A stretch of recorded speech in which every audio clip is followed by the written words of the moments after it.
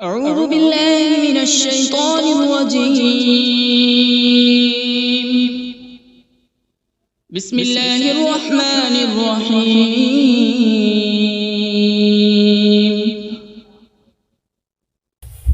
اللہ کے نام سے شروع جو نہایت مہربان رحمت والا ہے۔ الرحمن علم القرآن. رحمان نے اپنے محبوب کو قرآن سکھایا۔ تفسیر میں ہے کہ حضور صلی اللہ تعالی علیہ وآلہ وسلم کے پاس قرآن پاک بظاہر حضرت جبرائیل علیہ السلام کے ذریعے آیا، لیکن در حقیقت اللہ تعالی نے اپنے محبوب صلی اللہ تعالی علیہ وآلہ وسلم کو سارا قرآن سکھایا ہے۔ خلق الإنسان علمه البيان.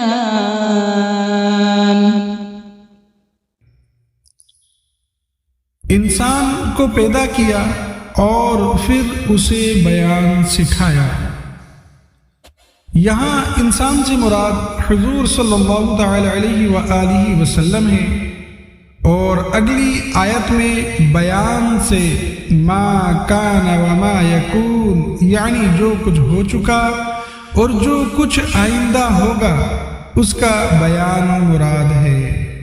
یعنی جو کچھ ہو چکا اور جو کچھ آئندہ ہونے والا ہے، اللہ پاک نے اپنے محبوب صلی اللہ تعالی علیہ وآلہ وسلم کو سارا بیان سکھایا۔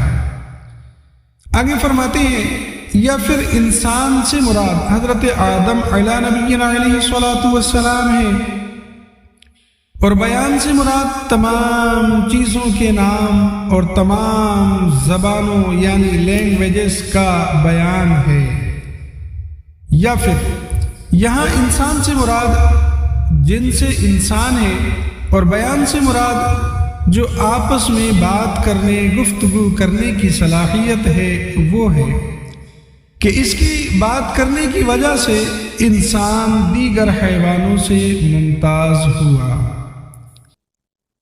الشمس والقمر بحسبان. سورج اور چاند حساب سے ہے، یعنی سورج اور چاند یہ اپنے حساب میں چلتے ہیں، جو اللہ پاک نے ان کا نظام بنا دیا، اسی نظام سے یہ چل رہے ہیں۔ والنجم والشجر يسجدان.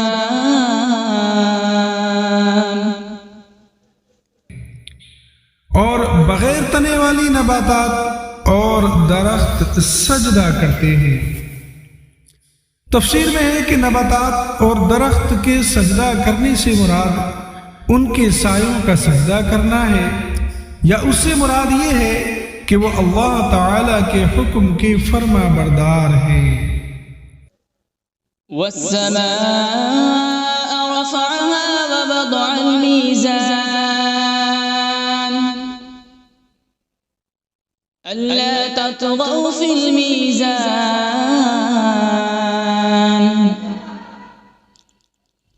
وأقيموا الوزن بالقسط ولا تخسروا الميزان. اور آسمان کو اللہ پاک نے بلند کیا اور ترازو رکھی تاکہ تولنے میں نا انصافی نہ کرو، اور انصاف کے ساتھ تول قائم کرو اور وزن نہ گھٹاؤ۔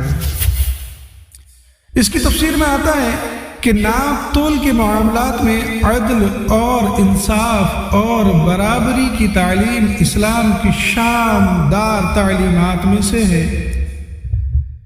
اس کی اہمیت کا اندازہ اس سے لگایا جا سکتا ہے کہ ناپ تول میں نا انصافی سے معاشرے میں جھگڑے فسادات برپا ہوں گے، باہمی بغض اور عناد بھی پیدا ہوگا، اور یہ چیزیں معاشرتی امن کو تباہ و برباد کر دیتی ہیں۔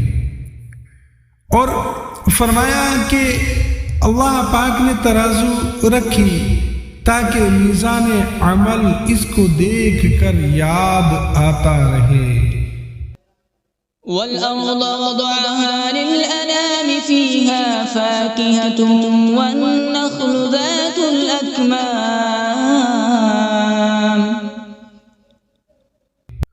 اور اس نے مخلوق کے لیے زمین رکھی، اس میں پھل، میوے اور غلاف والی کھجوریں ہیں۔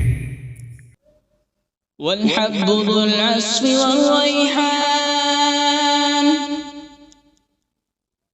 فَبِأَيِّ آلَاءِ رَبِّكُمَا تُكَذِّبَانِ، اور بھوسے والا اناج اور خوشبودار پھول ہیں۔ تو اے جنات اور انسانوں کے گروہ، تم دونوں اپنے رب کی کون کون سی نعمتوں کو جھٹلاؤ گے؟ خلق الانسان من صلصال كالفخار، اس نے انسان کو ٹھیکری جیسی بجنے والی سوکھی مٹی سے پیدا فرمایا۔ تفسیر میں ہے کہ یہاں انسان سے مراد حضرت سیدنا آدم علیہ نبینا علیہ الصلاۃ والسلام ہے، اور اس آیت میں اللہ تعالیٰ نے آپ علیہ الصلاۃ والسلام کی پیدائش کی کیفیت کا ایک انداز بیان فرمایا۔ وَخَلَقَ الْجَانَّ مِن مَّارِجٍ مِّن نَّارٍ، اور اس نے جن کو بغیر دھوئیں والی آگ کے خالص شعلے سے پیدا کیا، یعنی ایسے آگ کے شعلے سے پیدا کیا جس میں دھواں نہیں۔ فَبِأَيِّ آلَاءِ رَبِّكُمَا تُكَذِّبَانِ، تو اے جنات و انسان، تم دونوں اپنے رب کی کون کون سی نعمتوں کو جھٹلاؤ گے؟ رب المشرقین ورب المغربین، وہ دونوں مشرقوں کا رب ہے اور دونوں مغربوں کا رب ہے۔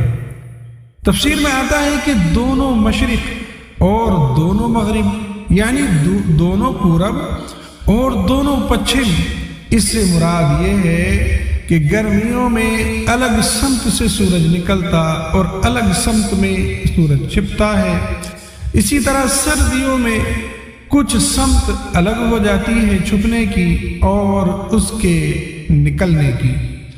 تو سورج کے طلوع ہونے اور غروب ہونے کے دونوں مقام مراد ہیں۔ فَبِأَيِّ آلَاءِ رَبِّكُمَا تُكَذِّبَانِ، تو تم دونوں اپنے رب کی کون کون سی نعمتوں کو جھٹلاؤ گے؟ مرج البحرین یلتقیان، اس نے دو سمندر بہائے کہ دونوں ملے ہوئے لگتے ہیں۔ تفسیر میں ہے کہ ان سے مراد میٹھے اور کھاری دو سمندر ہیں جنہیں ایسے بہایا گیا ہے کہ دیکھنے میں ان کی سطح آپس میں ملی ہوئی لگتی ہے، یعنی بالکل ایک جیسی لگتی ہے، کیونکہ ان کے درمیان ان کے بیچ میں فاصلہ کرنے کے لیے کوئی بھی ظاہری طور پر چیز نظر نہیں آتی۔ بینہما برزخ لا یبغیان، ان کے درمیان ایک آڑ ہے کہ وہ ایک دوسرے کی طرف بڑھ نہیں سکتے۔ تفسیر میں ہے کہ اللہ تعالیٰ کی قدرت سے ان کے درمیان ایک آڑ ہے جس کی وجہ سے وہ ایک دوسرے کی طرف بڑھ نہیں سکتے، بلکہ ہر ایک اپنی حد پر رہتا ہے اور دونوں میں سے کسی کا بھی ذائقہ مزہ تبدیل نہیں ہوتا۔ فبأي آلاء ربكما تكذبان؟ تو تم دونوں اپنے رب کی کون کون سی نعمتوں کو جھٹلاؤ گے؟ يخرج منهما اللؤلؤ والمرجان فبأي آلاء ربكما تكذبان؟ ان سمندروں سے موتی اور مرجان نکلتا ہے، تو اے جنات و انسان، تم دونوں اپنے رب کی کون کون سی نعمتوں کو جھٹلاؤ گے؟ وَلَهُ الْجَوَارِ الْمُنشَآتُ فِي الْبَحْرِ كَالْأَعْلَامِ، اور دریا میں پہاڑوں جیسی اٹھتی ہوئی کشتیاں یہ اسی کی ہیں۔ تفسیر میں ہے کہ اس سے مراد یہ ہے کہ جن چیزوں سے وہ کشتیاں بنائی گئی وہ بھی اللہ تبارک و تعالی نے پیدا کی، اور ان چیزوں کو آپس میں جوڑنے، کشتی بنانے اور کاریگری کرنے کی عقل بھی اللہ تبارک و تعالی نے ہی پیدا کی، اور دریاؤں میں ان کشتیوں کا چلنا اور تیرنا یہ سب اللہ پاک کی قدرت سے ہے۔ فَبِأَيِّ آلَاءِ رَبِّكُمَا تُكَذِّبَانِ؟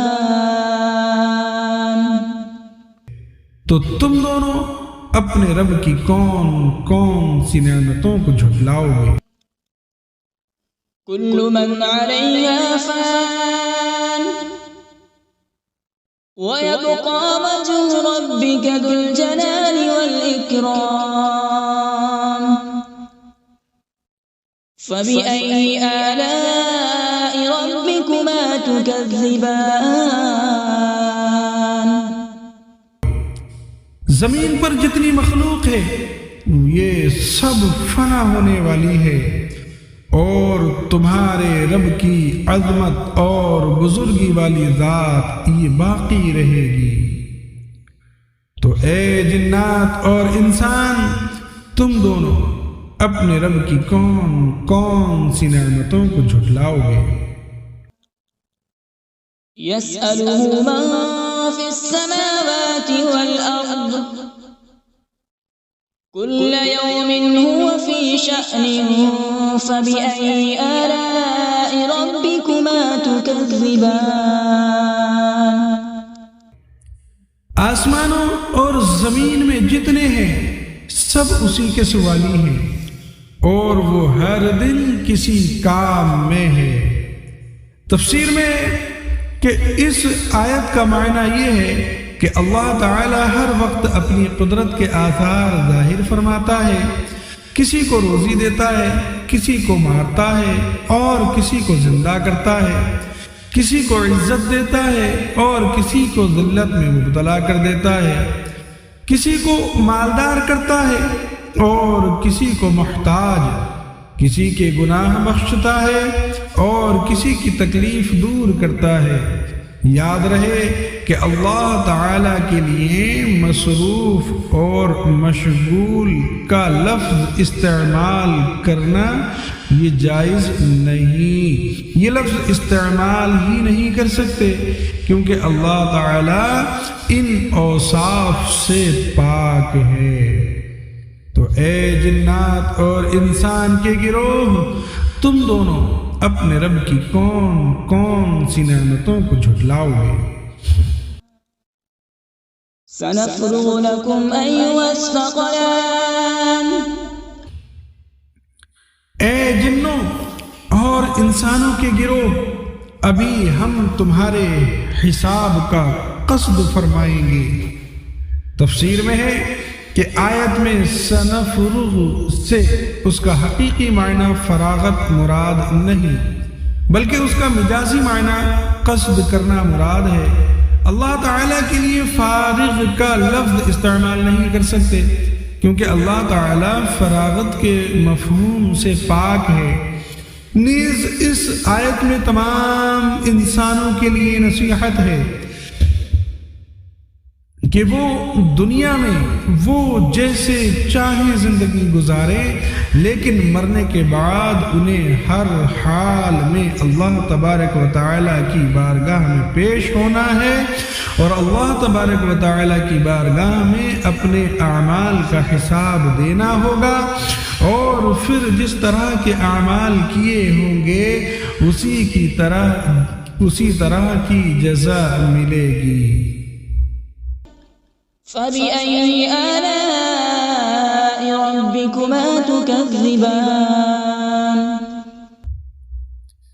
تو تم دونوں اپنے رب کی کون کون سی نعمتوں کو جھٹلاؤ گے؟ یا معشر الجن والانس ان استطعتم ان تنفذوا من اقطار السماوات والارض فانفذوا لا تنفذون الا بسلطان۔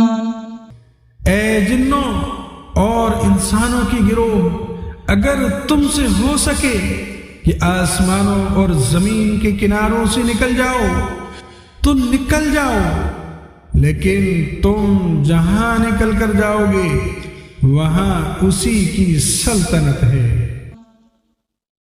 فَبِأَيِّ آلَاءِ رَبِّكُمَا تُكَذِّبَانِ؟ تو اے جنات اور انسان کی گروہ، تم دونوں اپنے رب کی کون کون سی نعمتوں کو جھٹلاؤ گے؟ يرسل عليكما شواظ من نار ونحاس فلا تنتصران۔ فبأي آلاء ربكما تكذبان؟ تم پر آگ کا بغیر دھوئیں والا خالص شعلہ اور بغیر شعلے والا خالص دھواں بھیجا جائے گا، تو تم ایک دوسرے کی مدد نہ کر سکو گے۔ تو اے جنات اور انسان کے گروہ، تم دونوں اپنے رب کی کون کون سی نعمتوں کو جھٹلاؤ گے؟ فَإِذَا انشَقَّتِ السَّمَاءُ فَكَانَتْ وَرْدَةً كَالدِّهَانِ۔ فَبِأَيِّ آلَاءِ رَبِّكُمَا تُكَذِّبَانِ؟ پھر جب آسمان پھٹ جائے گا تو گلاب کے پھول جیسا سرخ ہو جائے گا جیسے سرخ چمڑا۔ تو اے جنات و انسان، تم دونوں اپنے رب کی کون کون سی نعمتوں کو جھٹلاؤ گے؟ فَيَوْمَئِذٍ لَا يُسْأَلُ عَنْ ذَنبِهِ إِنسٌ وَلَا جَانٌّ۔ تو اس دن کسی آدمی اور جن سے اس کے گناہ کے متعلق نہیں پوچھا جائے گا۔ اس کی تفسیر میں ہے کہ قیامت میں جنوں اور انسانوں سے سوال ہوں گے۔ اس آیت میں جو سوال کی نفی ہے اس کی علماء نے متعدد تعویلات بیان کی ہیں، جن سے ایک یہ ہے کہ جب لوگ قبروں سے اٹھائے جائیں گے اور آسمان پھٹے گا تو اس دن فرشتے مجرموں سے دریافت نہیں کریں گے، مجرموں سے ان کے اعمال کے بارے میں نہیں پوچھیں گے، بلکہ ان کی صورتیں دیکھ کر ہی پہچان لیں گے۔ ان سے سوال دوسرے وقت میں ہوگا جب کہ لوگ حساب کے مقام پر جمع ہو جائیں گے۔ فَبِأَيِّ آلَاءِ رَبِّكُمَا تُكَذِّبَانِ؟ تو اے جنات و انسان، تم دونوں اپنے رب کی کون کون سی نعمتوں کو جھٹلاؤ گے؟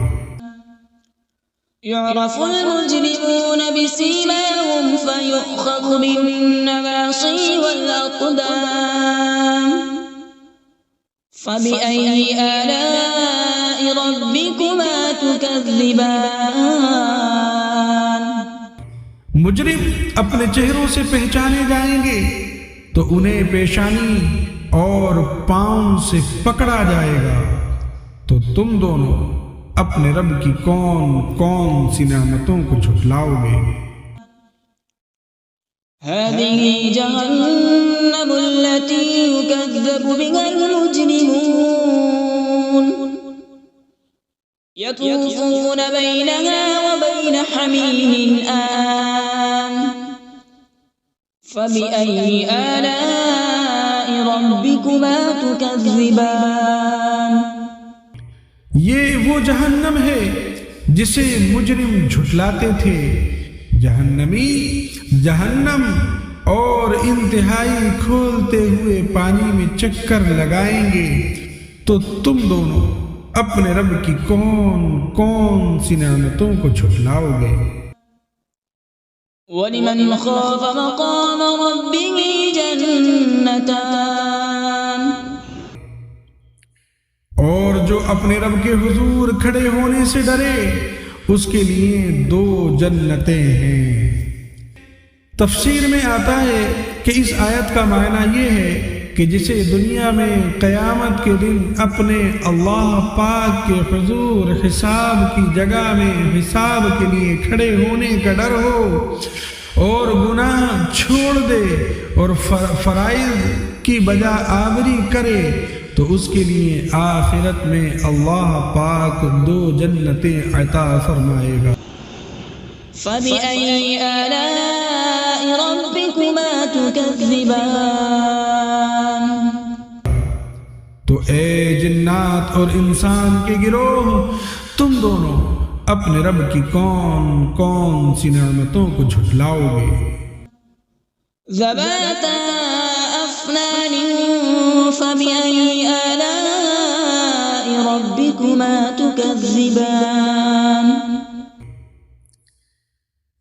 کہ وہ شاخوں والی ہیں، تو تم دونوں اپنے رب کی کون کون سی نعمتوں کو جھٹلاؤ گے؟ فِيهِمَا عَيْنَانِ تَجْرِيَانِ فَبِأَيِّ آلَاءِ رَبِّكُمَا تُكَذِّبَانِ۔ ان میں 2 چشمے بہہ رہے ہیں، تو تم دونوں اپنے رب کی کون کون سی نعمتوں کو جھٹلاؤ گے؟ فِيهِمَا مِن كُلِّ فَاكِهَةٍ زَوْجَانِ۔ ان دونوں جنتوں میں ہر پھل کی 2 قسمیں ہیں۔ تفسیر میں ہے کہ 2 قسموں سے مراد یہ ہے کہ بعض وہ پھل ہیں جو دنیا میں دیکھے گئے اور بعض وہ عجیب و غریب پھل ہیں جو اس سے پہلے نہ کبھی کسی نے دیکھے، یا اس سے مراد یہ ہے کہ بعض پھل خشک ہیں اور بعض پھل تر ہیں، یا پھر فرمایا کہ اس سے مراد یہ ہے کہ بعض پھل خالص میٹھے اور بعض ترشی کی طرف مائل ہیں۔ فَبِأَيِّ آلَاءِ رَبِّكُمَا تُكَذِّبَانِ۔ تو تم دونوں اپنے رب کی کون کون سی نعمتوں کو جھٹلاؤ گے؟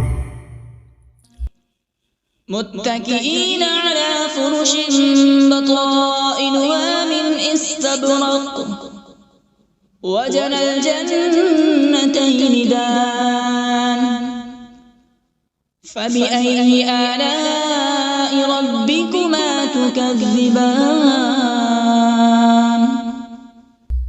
جنتی ایسے بچھونوں پر تکیہ لگائے ہوئے ہوں گے جن کے اندرونی حصے موٹے ریشم کے ہیں، اور دونوں جنتوں کے پھل جھکے ہوئے ہوں گے۔ تفسیر میں ہے کہ یعنی ان دونوں جنتوں کا پھل اتنا قریب ہوگا کہ کھڑا بیٹھا اور لیٹا ہر شخص اسے چن لے گا، جبکہ دنیا کے پھلوں میں یہ خاصیت نہیں ہوتی۔ تو تم دونوں اپنے رب کی کون کون سی نعمتوں کو جھٹلاؤ گے؟ فيهن قاصرات الطرف لم يطمثهن إنس قبلهم ولا جان.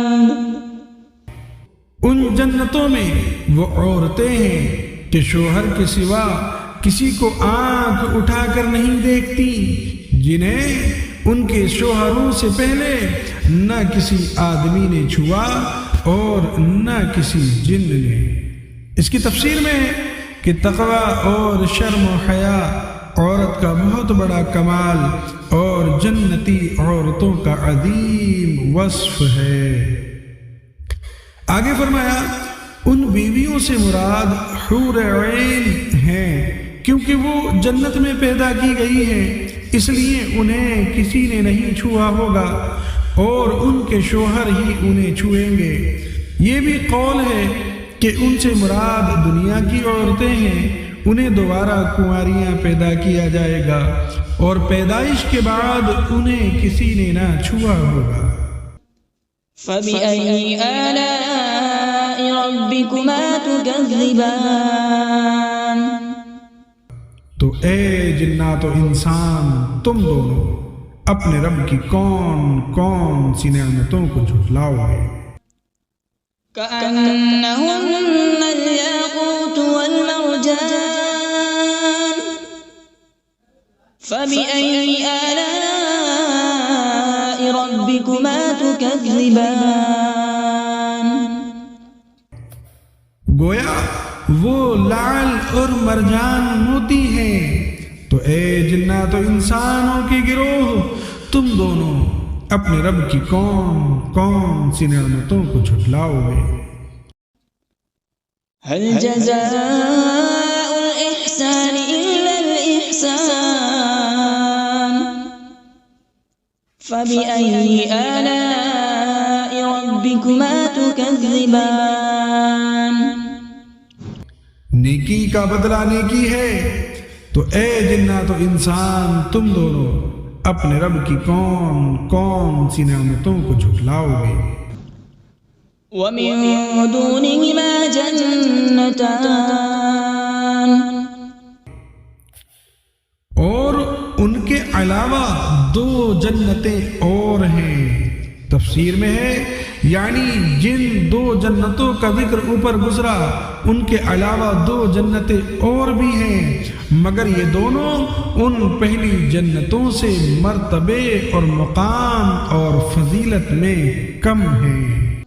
فبأي آلاء ربكما تكذبان. تو اے جنات و انسان، تم دونوں اپنے رب کی کون کون سی نعمتوں کو جھٹلاؤ گے. مدهامتان. وہ دونوں جنتیں نہایت سبز درختوں کی وجہ سے سیاہی کی جھلک دے رہی ہیں. یہ تفسیر میں ہے کہ سبز رنگ انتہائی خوشنما رنگ اور آنکھوں کے لیے بہت مفید ہے. حدیث پاک میں ہے کہ سبز رنگ کی طرف دیکھنے سے بصارت میں اضافہ ہوتا ہے. فبأي آلاء ربكما تكذبان. تو تم دونوں اپنے رب کی کون کون سی نعمتوں کو جھٹلاؤ گے. فيهما عينان نضاختان. فبأي آلاء ربكما تكذبان. ان میں دو چھلکتے ہوئے چشمے ہیں. تو تم دونوں اپنے رب کی کون کون سی نعمتوں کو جھٹلاؤ گے. فيهما فاكهة ونخل ورمان. فبأي آلاء ربكما تكذبان. ان جنتوں میں میوے اور کھجوریں اور انار ہیں. تو اے جنات و انسان کے گروہ، تم دونوں اپنے رب کی کون کون سی نعمتوں کو جھٹلاؤ گے. فيهن خيرات حسان. ان میں اچھے اخلاق والی حسین شکل والی عورتیں ہیں۔ تفسیر میں ہے کہ جنت میں اچھی عادت اور اخلاق والی اور حسین و جمیل عورتیں ہیں۔ یہاں اخلاقی اچھائی کو اللہ تعالیٰ نے پہلے ذکر کیا۔ اس سے معلوم ہوا کہ اچھی عادت اچھی صورت سے افضل ہے، لہذا نکاح کے لیے کسی عورت کا رشتہ دیکھتے وقت اس کے حسن و جمال کے مقابلے میں اس کی اچھی سیرت، اس کے اچھے کردار، اس کی دینداری اور اس کی اچھی عادات کو ترجیح دینا چاہیے۔ فَبِأَيِّ آلَاءِ رَبِّكُمَا تُكَذِّبَانِ، تو تم دونوں اپنے رب کی کون کون سی نعمتوں کو جھٹلاؤ گے؟ حور مقصورات فی الخیام، فَبِأَيِّ آلَاءِ رَبِّكُمَا تُكَذِّبَانِ، خیموں میں پردہ نشین حوریں ہیں، تو تم دونوں اپنے رب کی کون کون سی نعمتوں کو جھٹلاؤ گے؟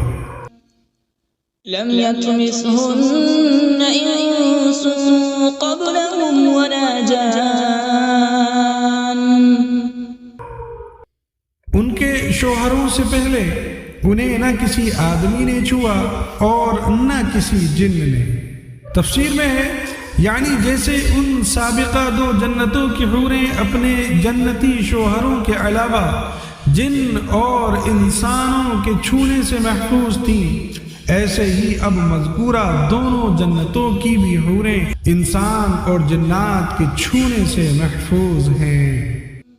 فَبِأَيِّ آلَاءِ رَبِّكُمَا تُكَذِّبَانِ، تو تم دونوں اپنے رب کی کون کون سی نعمتوں کو جھٹلاؤ گے؟ متكئين على رفرف خضر وعبقري حسان، جنتی سبز قالینوں اور انتہائی خوبصورت بچھونوں پر تکیہ لگائے ہوئے ہوں گے۔ تفسیر میں آتا ہے کہ اللہ تعالیٰ کے حضور کھڑے ہونے سے ڈرنے والوں کو جو دو جنتیں عطا ہوں گی، ان کے جنتی بچھونوں کا ظاہری حال بیان نہیں کیا گیا، کیونکہ ان کے بچھونوں کی شان بہت بلند ہے اور ان کا ظاہری حال عقل اور فہم کے ادراک سے باہر ہے، یعنی یہ سمجھ سے باہر ہے، جبکہ دوسری دو جنتوں میں اہل جنت کو عطا ہونے والے بچھونوں کا ظاہری حال یہاں بیان کر دیا گیا۔ وہ سبز اور منقش ہوں گے، اس سے ان بچھونوں میں فرق صاف ظاہر ہو رہا ہے۔ فَبِأَيِّ آلَاءِ رَبِّكُمَا تُكَذِّبَانِ، تو تم دونوں اپنے رب کی کون کون سی نعمتوں کو جھٹلاؤ گے؟ تبارک اسم ربک ذی الجلال والإکرام، تمہارے رب کا نام بڑی برکت والا ہے جو عظمت اور بزرگی والا ہے۔ ان الفاظ یا ذی الجلال والاکرام کو اپنی عادت میں شامل کرنا چاہیے کہ اس سے دعا جلد قبول ہوتی ہے۔ صلو علی الحبیب صلی اللہ تعالی علی محمد صلی اللہ تعالی علیہ وآلہ وسلم۔